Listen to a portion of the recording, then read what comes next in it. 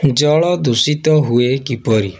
जल दूषित हुए जेतेबेले जलरे हानिकारक पदार्थ, रासायनिक वस्तु, वर्ज्य पदार्थ और अशुद्धि मिसी जाए। निम्नलिखित कारणरू जल दूषित हुए। 1 नंबर कारखानार वर्ज्य पदार्थ, कारखानारू रासायनिक पदार्थ और तेल नदी और नाଳରେ पड़िले जल दूषित हुए।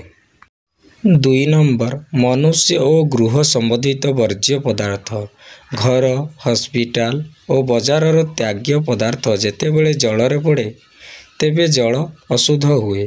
3 नंबर कृषि कार्य व्यवहृत रासायनिक पदार्थ, सार और कीटनाशक जल सहित मिसी नदी, झिली और भूगर्भ जल को दूषित करे। 4 नंबर तेल और इंधन लीक हेबा, जहाज किंबा गाड़ी थिबा स्थान रे तेल झरी पड़िले ताहा जल को मलिन करे।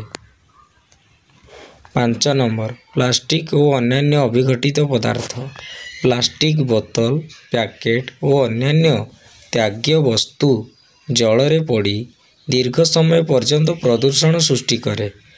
संदेश जल हेउछि जीवन, तेणु जल को शुद्ध और सुरक्षित रखिबा आमर कर्तव्य।